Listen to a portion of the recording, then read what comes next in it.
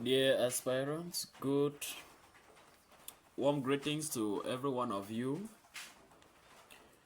and welcome to our today's lesson where we are going to be looking at the topic political regimes. So, I want you to remember that when we did under constitutional law, when we did the topic, the principle of separation of power, I told you that the framework within which these powers are being exercised is known as political regime. I told you that this is the heart of constitutional law, and so it's one of the pillar lessons that you must understand to your fingertips. So today is that wonderful day that we are going to be looking at that political regime. Today is that international day. This particular day is an international day because you are going to be studying not only what is applied in Cameroon, you are going to be seeing how the state powers can be exercised in the various countries of the world, and we shall also then narrow everything to the case of Cameroon before we conclude. So it means today we are looking at political regime. So the first question that should come to your mind is, what therefore is a political regime? Let's go. Like I said, I've just said that political regime refers to what the framework within which power is exercised. But saying that alone is not enough. Political regime is a constitutional system by which state power is governed. It includes how power is organized, how power is distributed, and how power is exercised, even how power is being controlled in a state. Now, also need to know that the political regime that is in application in any country defines the relationship between political institutions and the citizens. When I say political institution, what do I mean? Judiciary, legislative, and executive. The political regime that is in application defines the relationship between these political systems, these political institutions, and the citizens. So a political regime reflects ideologies, and these ideologies, they evolve with historical and socio-political transformations. After looking at the classification of political regime, we shall also, among other things, look at the types of political regime. So now let's go ahead to discuss what the classifications of political regime. We have democratic regimes, we have authoritarian regimes, we have totalitarian regime, and so on. Yes. So number one is the democratic regime. What is a democratic regime, or what is the characteristics of a democratic regime? A democratic political regime is that regime where power is derived from the people, from the population, from the citizens. When power is derived, power is gotten from the citizens, we are talking about a democratic regime. So in the democratic regime is that a regime where the rule of law is applicable, where the power that is exercised, the power that is being gotten from the people, is being exercised according to constitutional rules and according to the rule of law. We also have a type of another classification of political regime as what? The authoritarian regime. Here, power is actually not gotten from the people, because power is concentrated in the hands of a single individual or in the hands of a certain group of individuals. So here, the participation of power is very limited. There's very limited public participation when we're talking about an authoritarian regime. Now, let's look at a totalitarian regime and then monarchical regime. Now, what is a totalitarian regime all about? What is the characteristic of a totalitarian regime? A totalitarian regime is a regime in which the state seeks to control all the aspects of life, and the way they want to control all the aspects of life, they use their own kind of ideologies, they use fear, and they use propaganda to control all the various aspects of life. Here we have a totalitarian regime when the state seeks to control all the aspects of life using ideologies, fear, and propaganda. Now, we are now going to look at a monarchical regime. Here it is simple to the effect that the power is gotten by hereditary. Here, power is not gotten from the people. It's like kingship. When the king dies, it is the direct child of the king that will succeed the king. So we have that as a monarchical regime. So we have the people are being ruled by a hereditary monarch, and the heredity of this monarch can either be absolute or constitutional. So after looking at this, let's look at the types of political regime or the forms that the political regime can take. We are going to discuss. In fact, generally, I'm going to be telling you that there are two types of political regime. Please, whatever I'm saying now, listen very keenly, carefully, because I'm about to say a lot of things that will affect whatever you'll be doing in the hall on the day you are writing. So, the first regime, first of all, I said there are two types of political regime. We have the presidential regime and the parliamentary regime. But we are also going to talk about a third type of political regime, which is going to be a mixed regime. A mixed regime is a regime that takes some aspect of the presidential regime and some aspect of the parliamentary regime and mix together. Here we are now have a mixed regime or a semi-presidential regime. So now let's look at the aspects of a mixed regime and see what of a presidential regime. That's where we are starting. What is a presidential regime? It is simple. A presidential regime is a political system. It's a political regime in which the president is directly voted or elected by the people. When the president is directly elected by the people and that president is both the head of state and the head of government at the same time, we have a presidential regime.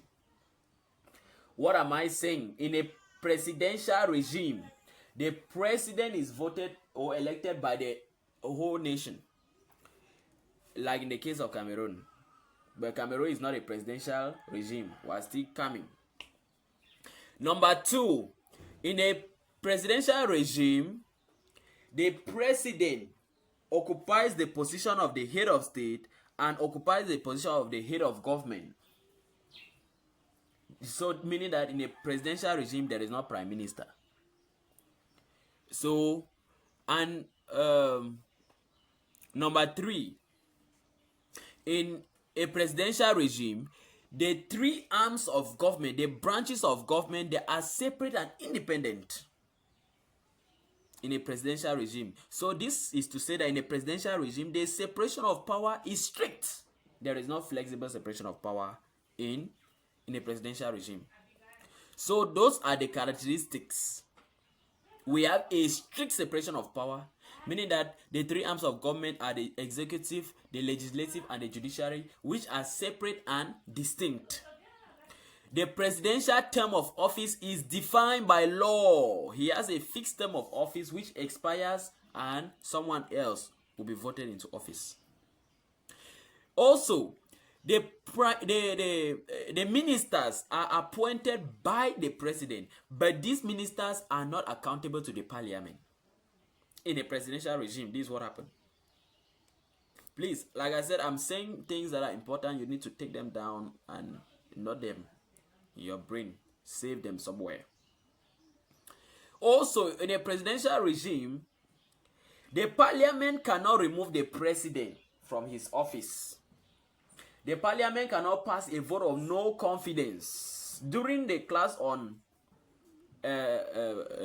separation of power, I remember talking about the vote of no confidence which can remove the executive from power. In a presidential regime, it cannot happen. Then, and also in a political regime, due to the fact that there is strict separation of power, in a presidential regime, there is a strong system of checks and balances. So, we are now going to take a case study. We are going to take a case study of a country where the presidential regime is being practiced. Of a country where the presidential regime is in practice. For example, we have a country like France, but we are going to study the case of USA. Yes, USA is a pertinent example of a presidential regime. In US, the president is elected for a term of 4 years office. What is that trying to tell you? In US, the president is elected by the entire nation. That is number one. Number two, he has a fixed term of office which is 4 years. It affirms with what I said about a presidential regime, the characteristic of a presidential regime.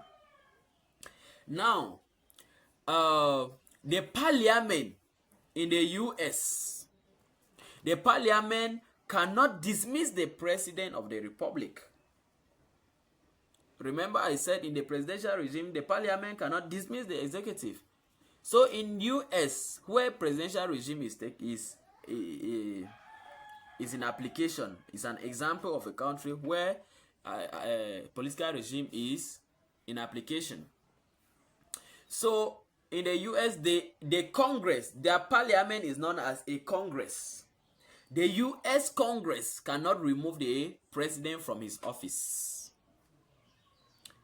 Also, there is a strong system of check and balances. The Congress and even the Supreme Court, they have they act as check and they check and balance activities of the executive power. Now, I also want to talk about something which is known as cameralism and cephalism. What is cameralism? Cameralism is the existence of a parliament with different chambers. In fact, with one or more chambers. Let me put it that way. So when we have one chamber, we have a monocameral parliament. When we have two chambers, we have a bicameral parliament. Okay. Now let's go ahead to look at a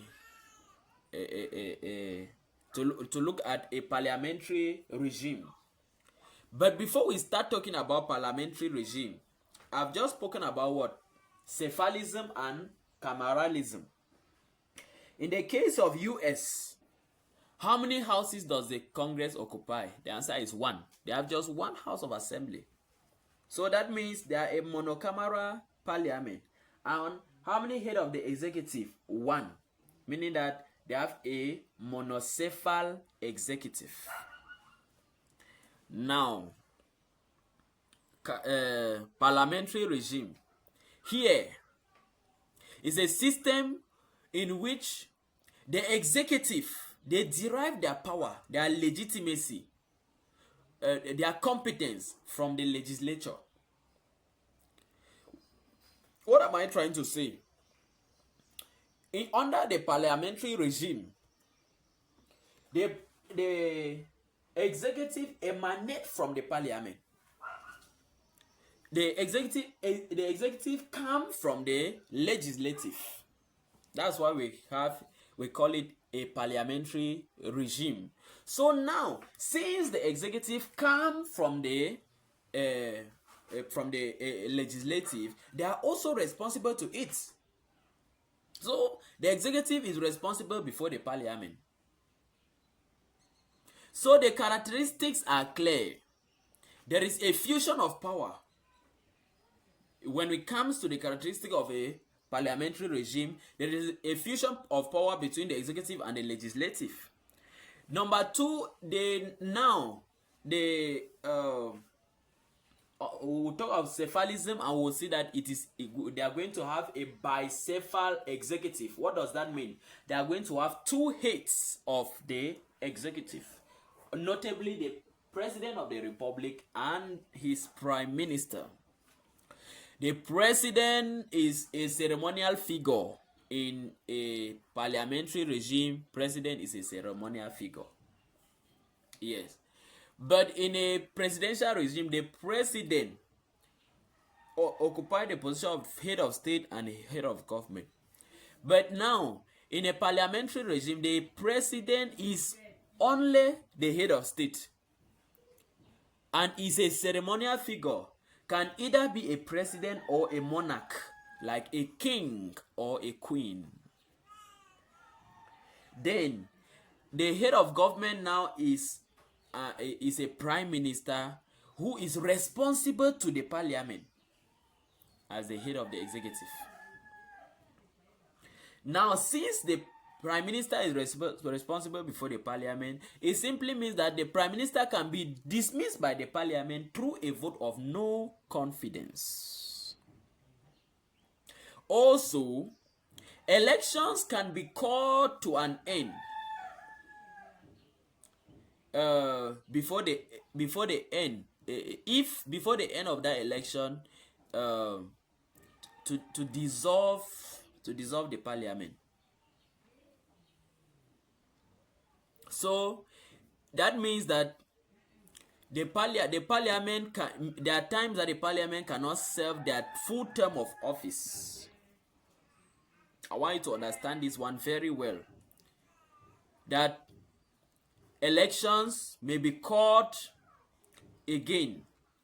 Meanwhile, the term of office of the parliament is still there, is still left. They are still serving their term of office. So now, when this election is called for and election is done, the current parliament is the parliament is going to be dissolved. Yes, but now how can the parliament be dissolved? Under a parliamentary regime, this is what happens. When the legislative, the parliament, when they pass a vote of no confidence to dismiss the government, they are also dissolved. That's what happens in a parliamentary regime. What am I saying? Under a parliamentary regime, the parliament have the power to pass a vote of no confidence to dismiss the government. But now, when this happens, the parliament is automatically dissolved also. And then when this one happens now, there will be a call for new election for the parliament. So as I'm talking about parliamentary regime, this is what is in application in Great Britain. GB, Great Britain. Yes. For example, we are going to take the case study of the United Kingdom, where the head of state is a ceremonial figure, and that head of state is a monarch, is King Charles III. So King Charles III, who took over from Queen Elizabeth, is currently the king of England, notably United Kingdom. Then he occupied the position of the head of state, while the head of government is the prime minister. So the president is the head of state and the prime minister is the head of government under a parliamentary regime. So also remember, like I said, the parliament holds the government responsible, and the parliament can remove the government. That's what happens in Great Britain. The parliament can decide to remove the government through a vote of no confidence. Also, in Great Britain, there is a strong parliamentary a sovereignty, because it is a parliamentary regime, and so more power is given to the parliament. But in a presidential regime, more power is given to the president. Yes, before we look at more details, we are going to study the mixed regime, which is also known as the semi-presidential regime. Now, like I already said before, I said this regime combines elements from both the presidential regime and the parliamentary regime. And now with this combination, that is why it is known as a mixed regime. Here, executive power is shared between the president and the prime minister, giving rise to a bicephal executive. So under a mixed presidential regime, we have two heads of executive: the president, who is a ceremonial figure and occupy the position of the head of state, and then we have a prime minister who occupy the position of the head of government. Yes, so that is what happens in a mixed regime. It combines facts, it combines things from the two different regimes that are in application. It combines facts from the presidential regime and the parliamentary regime. A pertinent example of a country where the mixed regime is practiced is Cameroon. Yes, this is the kind of political regime that is applied in Cameroon, the mixed regime. Also, it is important to know that some of the things that are applied in Cameroon are not ex nihilo. Some of the things that are inapplicable in Cameroon are mostly copied from France. So, Cameroon is a mixed regime simply because France is also under a mixed regime or a semi-presidential regime. They have a president, and the president is elected by universal suffrage. The president is the head of state. They have a prime minister. The prime minister is the head of government, and the prime minister is gotten from the parliamentary majority. Yes. I hope you know, France has a president. The president of France is Emmanuel Macron so far, for now, and he has a mandate, after which his mandate will have to expire. Of course, his term of office will come to an end. Okay, so a mixed regime. In a mixed regime, we have a bicephal a bicephal executive and a bicameral parliament. Yes. And then under a parliamentary regime, you have a bicameral parliament also, meaning that the parliament has two houses. So what we say cephal. Cephal is coming from the Greek word kephale, which means heat. So kephale in the Greek, it means the heat. It means the heat. So when we say bicephal now, it means two heat. Monocephal, it means one heat. That's just how you need to understand it. Yes. So countries that in which the presidential regime is practiced, you can notably call out the USA. But you will see that in Cameroon, we are practicing by the semi-presidential regime. So it's something close to a presidential regime, but it's not a presidential regime. It's the same thing in France. Yes, the same thing in France. When you now talk of parliamentary regime, you look at the Great Britain, look at UK, you look at India. Those are countries where parliamentary regime is in practice. Yes. So and they have a two house of parliament. So what I've said under the case study, if you watch your screen, you're going to see it now on a table. Yes, you're going to see it on a table where the difference is clear.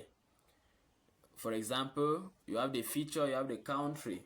The feature, you have head of state, who is the president in the US, monarch in UK, president in France, and president in Cameroon. Head of government, president in US, in UK is the prime minister, in France is the prime minister, and in Cameroon is the prime minister. So again, we have the mode of executive selection, how the executive come about. In the US is by election. In the UK is chosen from the parliament, from the parliamentary majority.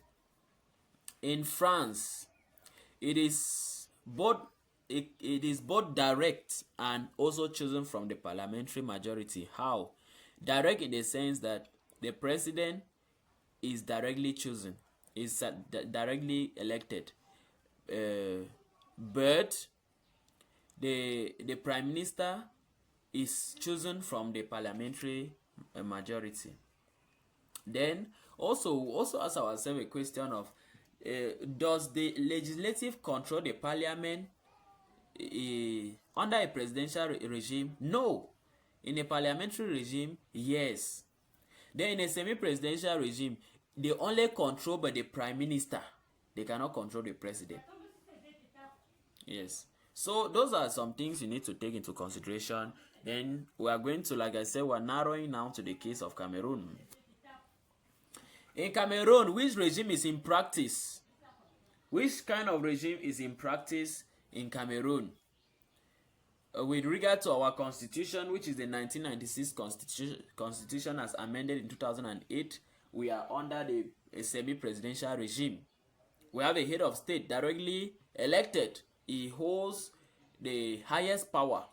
Then the prime minister, who is the head of government, is appointed, but then he is accountable before the parliament. Even though the prime minister is mostly overshadowed by the president of the republic in the exercise of his duties. Then here in Cameroon, you see that the executive dominate. Yes, the executive. The constitution actually suggests that executive should power should be concentrated in the president, according to our constitution when you read keenly. So you see that it's simply a way of saying that the executive is dominant over the other branches of the government.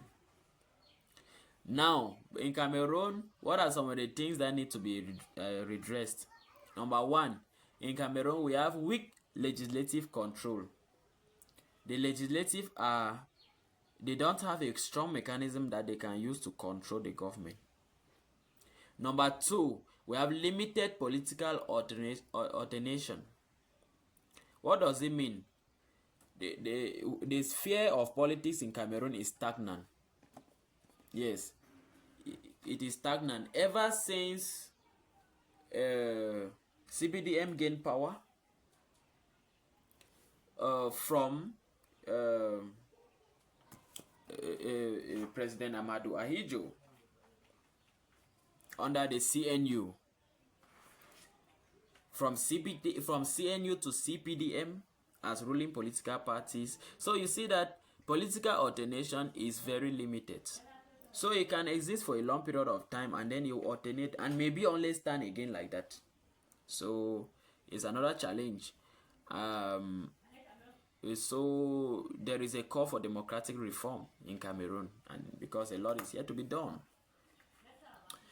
So why is it important to understand political regime? It helps citizens to grasp how power is organized and exercised in their country. It also promotes informed political participation and critical thinking. It guides constitutional reform towards a better governance in that country. It allows comparison of governance and effectiveness in government. And it also encourages accountability in governance. So in our today's class, we're looking at political regime. We'll look at the type of political regime that exists, and we have looked at countries where those political regimes are in application. Then when we come back to look at the case of Cameroon, we have said that Cameroon is applying the semi-presidential regime. Have a nice day.